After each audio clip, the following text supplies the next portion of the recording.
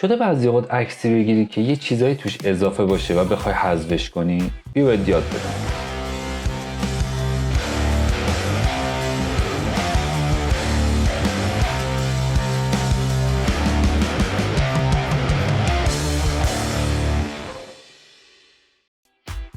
سلام، من محمدم. خیلی خوش اومدیم به این ویدیو. امروز میخوام بهتون یاد بدم که چجوری اشیاء اضافه رو توی عکستون حذف کنید. 4 تا روش وجود داره واسه این کار. روش اول کلون استمپ. میام توی فتوشاپ. مثلا ما میخوام اینو از تو تصویرمون حذف کنیم. میام آلتو میگیرم، یه نمونه از اینجا میگیرم، میام روی این شروع میکنم براش زدن. عین همونو دقیقاً اینجاش اضافه شد.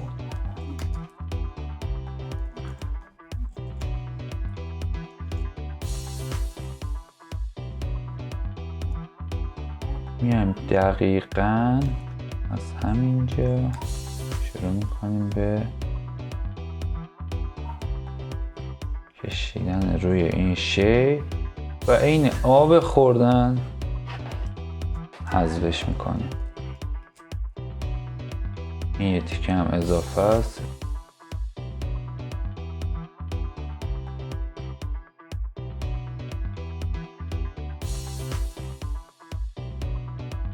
این قبلشه، اینم بعدشه. توی عکس بعدی میخوایم این نوشته رو حذف کنیم از روی این تابلو.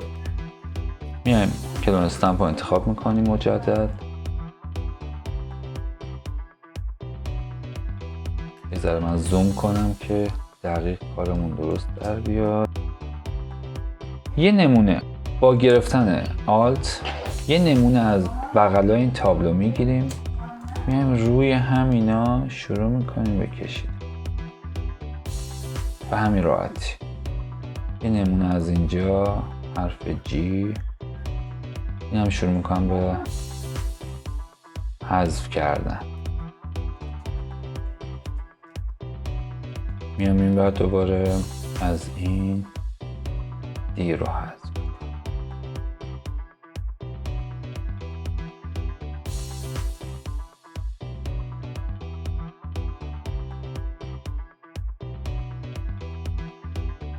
راحت هر چیزی که احساس کنید توی عکس اضافه است و شما میتونید با این روش حذف کنید.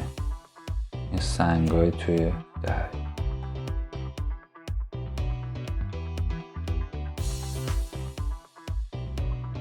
این گیاهایی که اینجاست، یه نمونه از بغلش دقیقا میگیرم، محدوده خودش دیگه.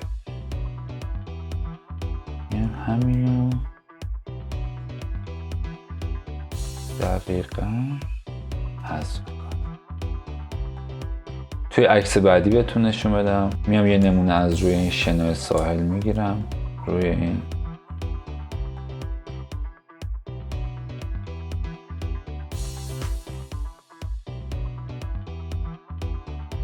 عکس بعدی. من سعی میکنم روی چند تا عکس بهتون نشون بدم که قشنگ کامل متوجه شین که چیکار میخوایم انجام بدیم. کنترل جی از لایه‌ام میگیرم، میام یه نمونه از این بغل دونه دونه این کار رو انجام بدیم. میام نه این لیوانمون رو حذف میکنم. درست.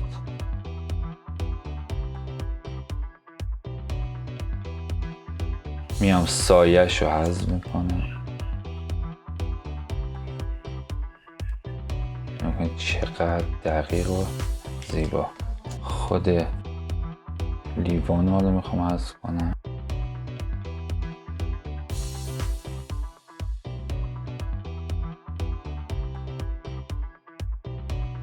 این برش اضافه شد. این برش رو شروع میکنم به حذف کردن.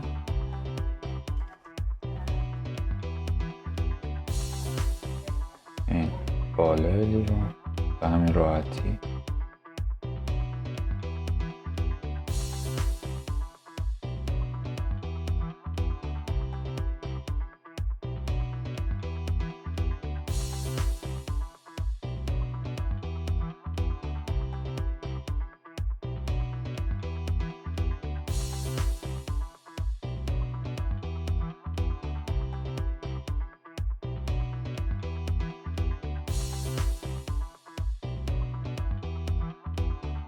تمام.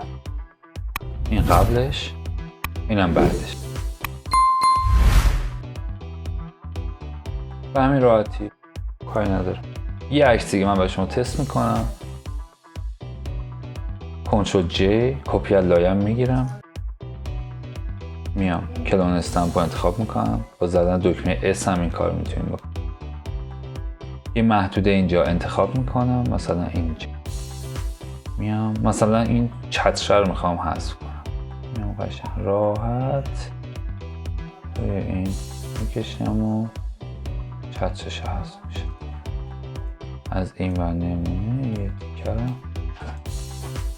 یه ذره زوم کنم دقتمون بیشتر شه. از اینجا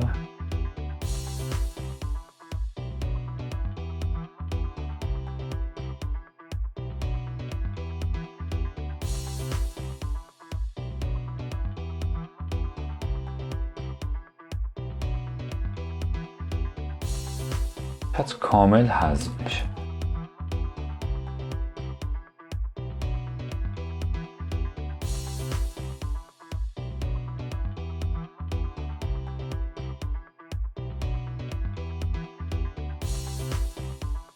چتر رو حذف کنید. هر چیزی که تو عکستون احساس میکنین که اضافه است و با این روش میتونیم حذف کنیم. بریم سراغ روش دوم. روش دوم اسمش پچ توله. میایم توی ابزارمون، ابزار پچ تول رو برمی‌داریم. محدوده‌ای که میخوایم حذف کنیم و انتخاب میکنیم. مثلا من میخوام این کشتی رو حذف انتخاب میکنم، بشو قشنگ این و یعنی انتخاب شد. میام همینو میکشم تو فضای خالی که میخوام اون شکلی بشه. یعنی اینو میخوام حذف کنم، میخوام شبیه این ور بشه دقیقا. همینو برمیدارم میارم اینجا. خیلی راحت بدش میکنم اینجا. به این راحتی هیچ کاری هم نداشت. روی عکس بعدی تست کنم. یه کنترل جی از لایه کپی میگیریم. میخوام این حرف F رو مثلا اینجا حذف کنم. انتخابش میکنم با پچ تول.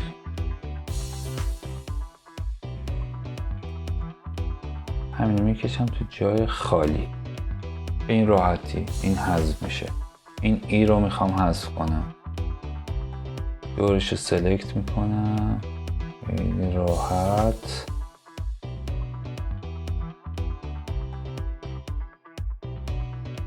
میایم میکشیم روی جای خالی که میخوایم شبیه اونجا شه. این قبلش، این بعدش. این قبل، این بعد. خیلی راحت. میریم سراغ عکس بعدی. دور سوژه‌مون رو سلکت میکنیم. میکشمش تو جایی که میخوام شبیه اونجا بشه. و تمام. یه ذره اینجا اضافه است. هر موقع احساس کردین که یه جاهایی رنگش نمیخوره یا یه خطایی افتاده، دوباره میتونین اون کار رو تکرار کنین با انتخاب کردن اون محدوده یا از روش قبلی استفاده کنین. مثلا اینجا این محدوده رنگش نگاه کنین. اس رو میزنم، کلون استمپ رو انتخاب میکنم، اینو از این ور با آلت نمونه میگیرم، این ور آره میکشم، شبیه همین این ور میشه دقیقا. میتونید فلو و اوپاسیتیش هم کم و زیاد کنید که دقیقا اون چیزی که میخوام.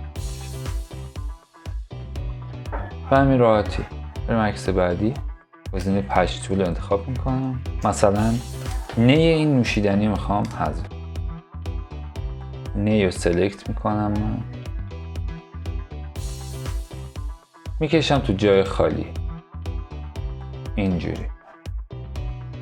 یه جاهایش مثل عکس قبلی که دوباره امتحان کنین درسته همین.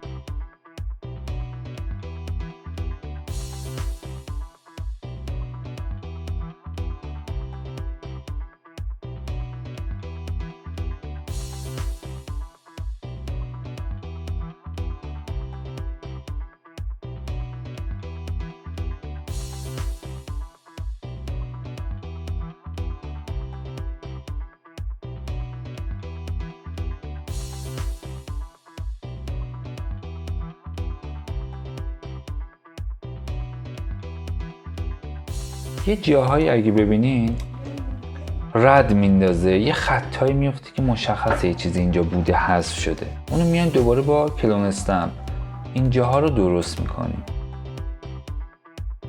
این خطا رو من الان قشنگ از این ور نمونه میگیرم با آلت، میام این ور قشنگ نکنیم، از این ور نمونه میگیرم میام اینجا و همین سال از این ور نمونه اینجا، اینجا نمونه اینجا و اینجا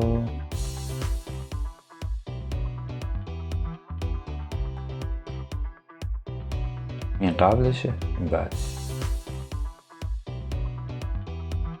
بریم رو عکس بعدی. یه کپی از لایه‌ام میگیرم، میام با پچ تول دور این چتر رو انتخاب میکنم. احتیاجی نیست دقیق باشه سلکتتون، اما محدودش هم مشخص کنین کافیه. دور این چتر رو انتخاب میکنم، میام میکشونمش جایی که میخوام شبیهش باشه. تمام. بسته چتر هم برداریم میذاره این ورتر، چتر حذف میشه. بریم سراغ روش بعدی. روش بعدی اسمش اسپات هیله. اسپات هیل موقعی که میخوایم انتخاب کنیم میریم ابزارش رو برمیداریم، با دکمه جی هم میتونید این کار رو بکنید. یه محدوده ای رو مشخص میکنیم جایی که میخواین حذفش کنیم. من عکسمو برگردونم، میخوام این کشتی رو حذفش کنم. اسپات هیل رو برمیدارم، شروع میکنم روش براش زدن به این شکل. تمام جاش رو انتخاب میکنم، روش براش میزنم،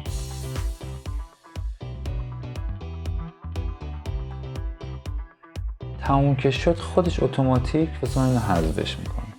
یه جاهایش میمونه که اونا رو باید دوباره یا امتحان کنید یا از 2 تا روش قبلی استفاده کنید واسه این کار که طبیعی تر در بیاد کارتون. این از این راحت. عکس بعدی میخوام این حرف ای رو حذف کنم، جی رو میزنم اینجا یا اینو نگه میدارم اینجا، اسپات هیلینگ رو برمیدارم، میام روی این ای دوستمون اینجا قشنگ روشو براش میزنیم. تمام. خیلی راحت. این گیاه ها میخوام حذف کنم اینجا، راحت. یه جایش میمونه که اونا رو باید با دقت بیشتر انجام بدیم. اینو میخوام حذف کنیم، اینجا این نقطه رو نقطه آی میخوام حذف کنیم. بریم عکس بعدی. یک کپی از لایه میگیرم، میام روی شیئی که میخوام حذف کنیم میکشیم. تمام. یه جایی فقط خط میافته، اینا رو باید دوباره روش همون کار رو انجام بدین که طبیعی تر در بیاد. عکس بعدی. این نیو میخوام حذف کنم، سایه‌ش رو میخوام حذف کنم. اگر یه جاهایی دیدین که اینجوری شد، یعنی اون بافت عکستون خراب شد، از روش‌های قبل اسپات هیلینگ رو انتخاب میکنین و شروع میکنین روی این کشیدن از جاهای مختلف، نمونه برداری و براش. عکس آخر اسپات هیلینگ رو انتخاب میکنین. چتر رو مثلا میخوام حذف کنم، روی چتر براش میکشم، انتخابش میکنم و تمام. یه ذره این جاها به هم ریخته است که اونا رو خودتون به صورت دستی میتونید با روش‌های قبل درستش کنید. روش بعدی ما اسمش فیل کانتنت ایور. میام یه کپی از لایه میگیرم با کنترل جی، ابزار سلکشن انتخاب میکنم، لسو تولو، میام دور این دوستمونو خیلی شیک انتخاب. قشنگ دقت کنم. میرم تو گزینه ادیت، فیل اینجا تنظیماتش دقیقاً باید همین شکلی باشه، یعنی گزینه اول رو کانتنت اویر باشه، این تیک کاده رو بزنیم، مودش رو نرمال باشه و اوپاسیتیش رو 100 باشه. اوکی رو میزنم و این دوستمون حذف میشه. حالا اگه با دقت این کار رو انجام بدید، دقیق سلکت کنین، تمام اون محدوده رو به صورت کامل این اتفاق میفته. شما میتونی از شیفت و F5 هم واسه این کار استفاده کنید. اول کانتنت اویر تنظیماتش عین همین. اوکی، یعنی به همین راحتی هست. این یکی دوستمون رو سلکت میکنم، این دفعه اینو کامل میام شیفت F5 کانتنت اویر. اوکی، چیزی که توی عکستونه رو میتونین به همین سرعت حذف کنین، هر چیز اضافه ای که تو عکستونه. شیفت F5. این راحت ترین راه برای حذف اشیاء اضافه است توی فتوشاپ. عکس بعدی من میخوام این جی رو حذف کنم، کپی از لایم میگیرم، دور این دوستمون رو سلکت میکنم و ادیت فیل که رو همون تنظیمات مونده. اوکی، اگه یک بار این کار انجام دادیم دقیق اون کار نکرد، دوباره روی همون تیکه های اضافه این کار انجام بدیم. بعضی عکس‌ها انقدر پیچیده و تو همه که شما با 4 تا روشی که من بهتون یاد دادم میتونید اون یه تیکه رو از بین ببرید. دوباره میام شیفت F5. اوکی، تمام. این از این نقطه این آیا میخوام حذف کنم، دورش رو سلکت میکنم، شیفت F5. اوکی، حذف شد. این گیاهی که اینجاست رو اینجوری سلکت میکنم، شیفت F5. اوکی میکنم، مثل آب خوردن اینا حذف میشه. بریم عکس بعدی. یه کنترل جی میزنم، کپی میگیرم از لایه، دور سوژه‌مو سلکت میکنم، شیفت F5. مثل آب خوردن. عکس بعدی، یه کپی از لایه میگیرم، اینجا این نی رو انتخاب میکنم، شیفت F5. اوکی، نی حذف شد. کل سوژه‌مون رو انتخاب میکنم،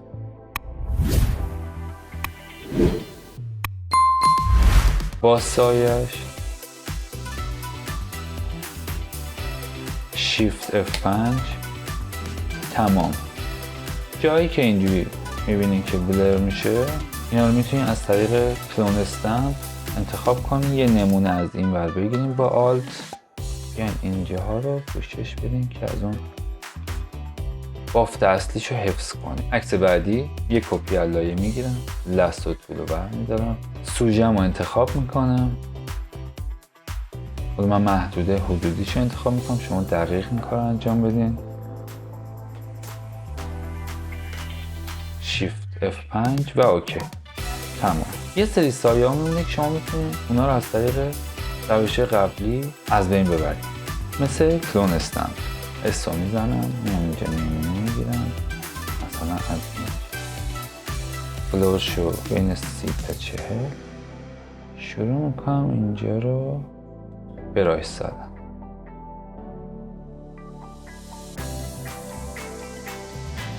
سوژه‌مو از بین میره، این قبلش، این بعد. خب دوستان، خیلی ممنون که این ویدیو رو تا آخر دیدین. اگه این ویدیو دوست داشتین حتما لایکش کنید، کانال من سابسکرایب کنید و زنگوله بغلش رو بزنید. خیلی ممنون. خدا